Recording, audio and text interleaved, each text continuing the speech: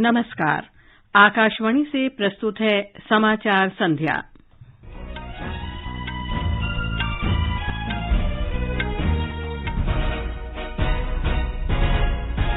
दो 2,600 अग्निवीरों का पहला बैच भारतीय नौसेना में शामिल होने के लिए तैयार। भारत ने रक्षा संबंधी सभी मामलों में अफ्रीकी देशों को सहयोग देने की प्रतिबद्धता दोहराई। केंद्र ने देश भर में 7,000 से अधिक सार्वजनिक इलेक्ट्रॉनिक वाहन चार्जिंग स्टेशनों की स्थापना के लिए 800 करोड़ रुपए की मंजूरी दी। शिक्षा मंत्रालय ने देश के लगभग 9,000 विद्यालयों को प्रधानमंत्री school for rising India PM Shri के लिए चुना। सरकार ने पैन को आधार कार्ड से जोड़ने की समय सीमा बढ़ाकर 30 जून की।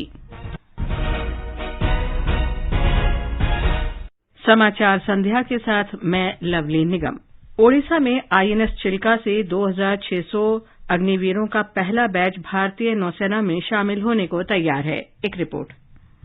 आईएनएस चिल्का में आज युवा अग्निवीरों पर यश और भव्यता का मुकुट सुशोभित किया गया। नए भर्ती हुए करीब 2,600 अग्निवीरों ने ओडिशा के चिल्का में पासिंग आउट परेड में हिस्सा लिया। इनमें 273 महिलाएं शामिल हैं, जिन्हें आईएनएस चिल्का में 16 सप्ताह का कड़ा प्रशिक्षण दिया गया। पासिंग आउट परेड में नौसेना प्रमुख एडमिरल आर हरि कुमार मुख्य अतिथि थे। समारोह में जानी मानी एथलीट और भारतीय ओलंपिक संघ की अध्यक्ष पीटी उषा तथा भारतीय महिला क्रिकेट टीम की पूर्व कप्तान मिताली राज भी उपस्थित थे। इस अवसर पर बड़ी संख्या में रक्षाकर्मी और विशेष आमंत्रित सदस्य भी शामिल हुए तथा अग्निवीरों के माता पिता और अभिभावक भी इस पल के साक्षी बने। युवा अग्निवीरों के आत्मविश्वास ने आज की पासिंग आउट परेड को ऐतिहासिक क्षण बना दिया, जिसे लंबे समय तक याद रखा जाएगा। भुवनेश्वर से गिरीश चंद्र दास की रिपोर्ट के साथ समाचार कक्ष से प्रियंका अरोड़ा।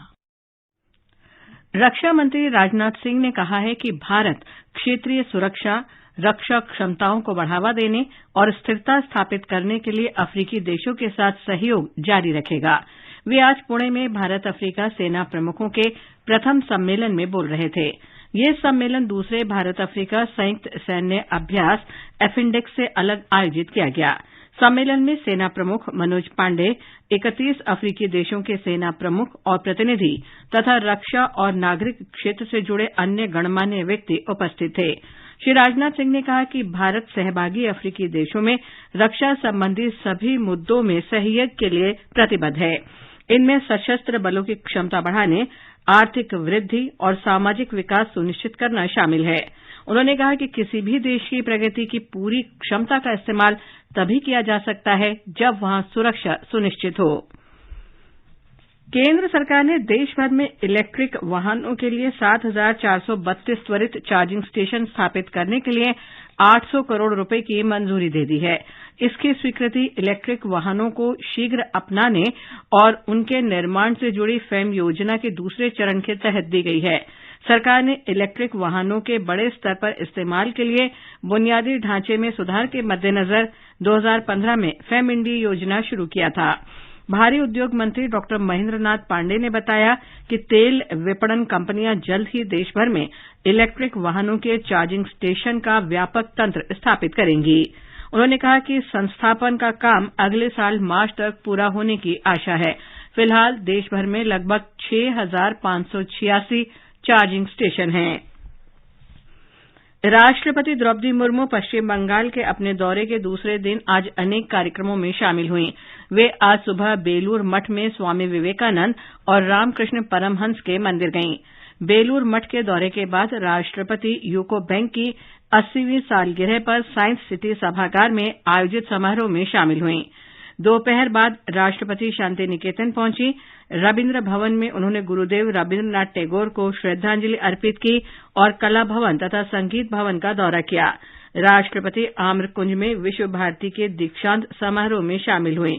अपने भाषण में उन्होंने कहा कि वे महिला सशक्तिकरण के क्षेत्र में विश्व भारती के प्रयासों से अत्यंत प्रसन्न हैं। महिलाओं का शिक्षित होना, आगे बढ़ना, स्वावलंबी बनना, आत्मनिर्भर बनना ये बहुत बड़ा चुनौती है देश के लिए। मैं विश्वास करती हूँ ये चुनौती विश्व भारती द्वारा जरूर पूर्ण होगा और यहाँ के बच्चे, यहाँ की छात्राएं उनके भविष्य में देश को आत्मनिर्भर बनाने में सफल होंगे और एक अच्छा मैसेज देंगे। शांति निकेतन से कोलकाता लौटने के बाद राष्ट्रपति दिल्ली के लिए रवाना हो गई हैं। प्रधानमंत्री नरेंद्र मोदी ने कहा है कि देश में भारतीय जनता पार्टी की सरकारें आकांक्षा, विकास और प्रगति का पर्याय बनती जा रही हैं। आज शाम नई दिल्ली में भाजपा के केंद्रीय कार्यालय में नवनिर्मित आवासीय परिसर और सभागार का उद्घाटन करते हुए प्रधानमंत्री ने ये बात कही। प्रधानमंत्री ने कहा कि देश की जनता ये समझती है कि भ्रष्टाचार खत्म होने से ही राष्ट्र प्रगति करेगा। उन्होंने कहा कि भ्रष्टाचार के खिलाफ लड़ाई जारी रहेगी। भ्रष्टाचार ने हमारे देश का बहुत नुकसान किया है। दिमक की तरह देश को खोखला किया है भ्रष्टाचार ने। कि पहले की सरकारों ने किस तरह भ्रष्टाचार के खिलाफ कार्रवाई के नाम पर केवल खानापुरी की थी, लेकिन पिछले 9 साल में भाजपा सरकार ने भ्रष्टाचार के खिलाफ जो अभियान चलाया, उसने आज भ्रष्टाचार और भ्रष्टाचारियों दोनों की जड़ें हिला दी है। देश भर के भाजपा कार्यकर्ताओं को बधाई देते हुए श्री मोदी ने कहा कि पार्टी के केंद्रीय कार्यालय का विस्तार सिर्फ इमारत का विस्तार नहीं है, बल्कि हर एक भाजपा कार्यकर्ता के सपनों का विस्तार है और ये सेवा करके भाजपा के संकल्प का भी विस्तार है। ये समाचार आकाशवाणी से प्रसारित किए जा रहे हैं। ताजा समाचार जानने के लिए आप हमारे Twitter handle @AIR News Hindi को फॉलो कर सकते हैं। महज अन्नदाता कहने से काम नहीं बनता है। ऐ किसान, तुझे पूरे देश का प्रणाम तो बनता है। धानुका, इंडिया का प्रणाम हर किसान के नाम। समाचार संध्या में आपका फिर स्वागत है। शिक्षा मंत्रालय ने अपने मुख्य कार्यक्रम प्रधानमंत्री school for rising India PM Shri के लिए देश भर के लगभग 9,000 विद्यालयों की सूची जारी की है। मंत्रालय ने बताया कि इन विद्यालयों का चयन केंद्रीय विद्यालय और नवोदय विद्यालय सहित लगभग 2,50,000 सरकारी विद्यालयों से किया है। मंत्रालय ने कहा है कि इस चयन प्रक्रिया में पाठ्यक्रम, दाखिला प्रक्रिया और अवसंरचना, मानव संसाधन तथा लैंगिक समानता सहित कुल 6 मानदंडों का मूल्यांकन किया गया है। केंद्रीय गृह मंत्री अमित शाह ने कहा है कि भारत विश्व में तेजी से बढ़ती हुई अर्थव्यवस्था में से एक बन गया है, क्योंकि प्रधानमंत्री नरेंद्र मोदी सभी हितधारकों को साथ लेकर चलते हैं, चाहे उनकी राजनीतिक विचारधारा कुछ भी हो। नई दिल्ली में भारत एट 100 समावेशी और सतत विकास के लिए मार्ग प्रशस्त करता हुआ समारोह को संबोधित करते हुए गृहमंत्री ने कहा कि भारत तभी प्रगति कर सकता है जब देश के हर कोने का विकास हो।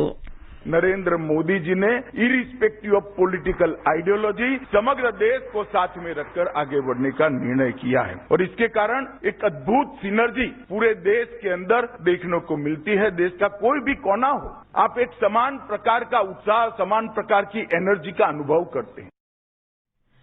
केंद्रीय प्रत्यक्ष कर बोर्ड ने स्थायी खाता संख्या पैन को आधार से जोड़ने की समय सीमा बढ़ाकर इस वर्ष 30 जून कर दी है।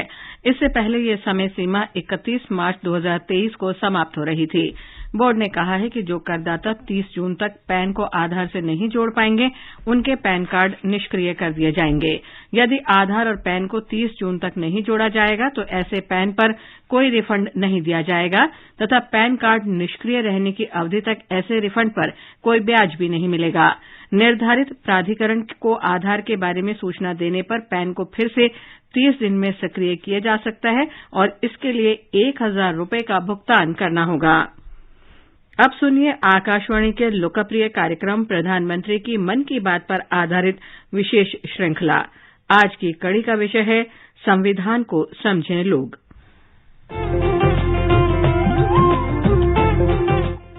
लोग, आवाज और सीधा संवाद, यानी आपके हम सबके मन की बात। जी हां, ऐसे ही करोड़ों लोगों से जुड़ जाते हैं हमारे प्रधानमंत्री हर महीने मन की बात कार्यक्रम के साथ। आकाशवाणी पर यह सिलसिला अप्रैल में 100वीं कड़ी के साथ जारी रहेगा। इस विशेष मौके पर मन की बात कार्यक्रम से प्रधानमंत्री के चुनिंदा संबोधनों को फिर प्रस्तुत किया जा रहा है। इस विशेष कार्यक्रम की 28वीं कड़ी में पेश है मन की बात का वो खास अंश जिसे सुन साफ लगता है कि प्रधानमंत्री संविधान पर चर्चा को अहम बताते हैं। स्वाधीन भारत को हर मौके पर राह दिखाता है हमारा संविधान। राष्ट्र पर जब भी मुश्किल की घड़ी आती है, संविधान की रोशनी में हम उस मुश्किल का सामना करने निकल पड़ते हैं और हमें कामयाबी मिल भी जाती है। लोकतांत्रिक समाज में संविधान की जितनी गहरी जानकारी होनी चाहिए, तमाम नागरिकों को नहीं है।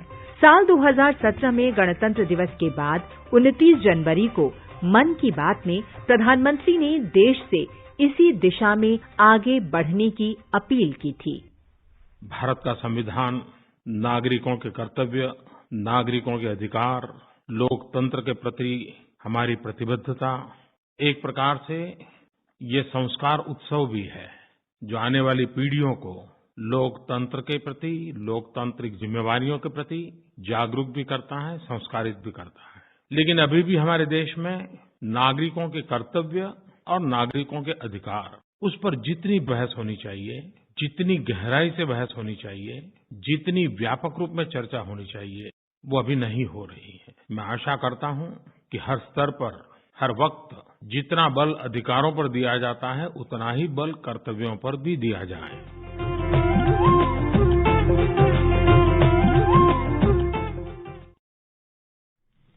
मन की बात पर आधारित विशेष श्रृंखला आप सुन सकते हैं प्रतिदिन सुबह 8 बजे समाचार प्रभात और रात 8:45 बजे समाचार संध्या में। ये समाचार हमारी वेबसाइट newsonair.com/hindi और हमारे mobile app news on AIR पर भी उपलब्ध हैं। निर्वाचन आयोग ने आश्वासन दिया है कि असम में परिसीमन प्रक्रिया के दौरान मौजूदा कानूनी ढांचे के अंतर्गत राजनीतिक दलों और नागरिक समाज संगठनों से मिले सभी सुझावों पर विचार किया जाएगा।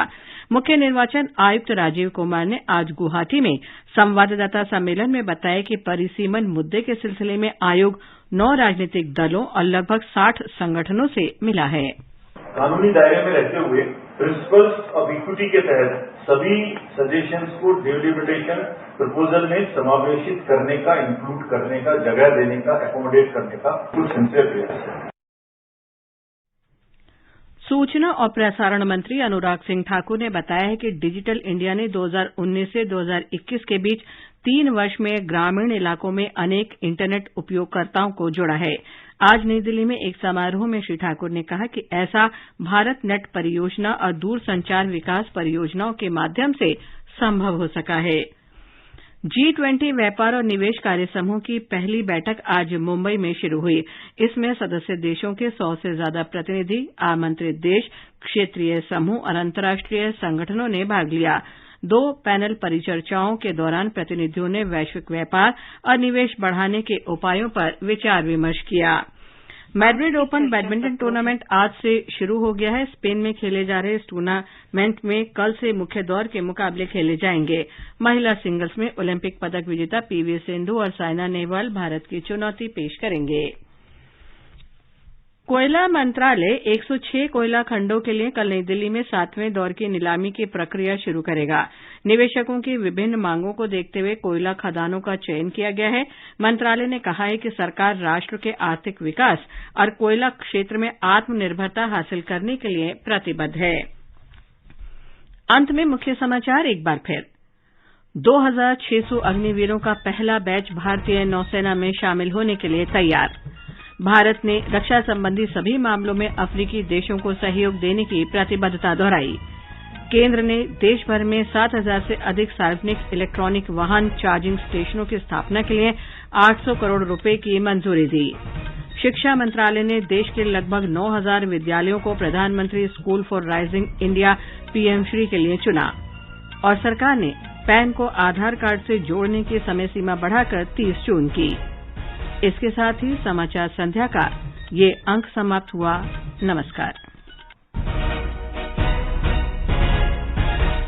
महज अन्नदाता कहने से काम नहीं बनता है। ऐ किसान, तुझे पूरे देश का प्रणाम तो बनता है। धानुका, इंडिया का प्रणाम हर किसान के नाम।